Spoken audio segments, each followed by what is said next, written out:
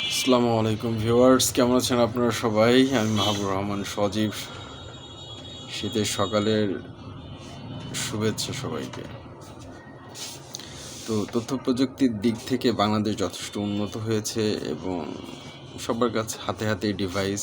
তো সবাই সব খবর সম্পর্কে জানে এবং আসলে কোনো কথা দিয়ে একজনের ব্রেন ওয়াশ করা, একজনকে বোকা বানানো এটা সম্ভব না এখনকার যুগে, সেটা আমরা সবাই জানি। তো আমি যেই কথাটা নিয়ে আসছি সেটা হচ্ছে বিএনপির একজন হ্যাভি ওয়েট এবং খুবই সিনিয়র একজন নেতা ফজলুর রহমান। তো উনি বলেছেন যে জামায়াত যদি ক্ষমতায় আসে উনি নাকি বিষ খাবেন।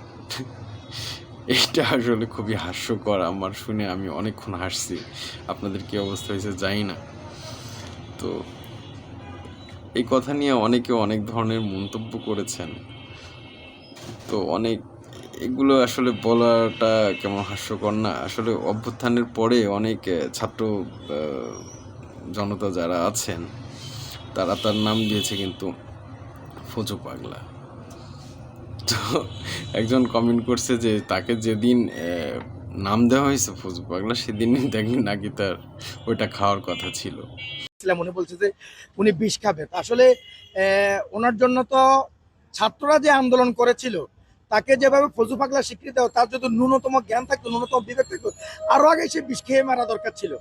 এত দেরি করছে, এটা আমাদের কাছে একটা হাস্যরস্যকর। কিন্তু আমরা কনফার্ম এবার নির্বাচনে এর মতো পাগল ছাগল এদেরকে জনগণ ভোট দেবে না।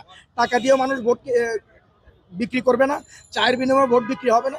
এমন একজন সিনিয়র পার্সন, ওনার দ্বারা এই ধরনের কথা আসলে কেউ আশা করে না। আর এই ধরনের মন্তব্য করা থেকে ওনাকে বিরত থাকার জন্য আন্তরিকভাবে অনুরোধ জানাচ্ছি। তো আপনাদের মতামতটা অবশ্যই কমেন্টে জানাবেন আর সাবস্ক্রাইব করে সঙ্গে থাকবেন। ধন্যবাদ সবাইকে।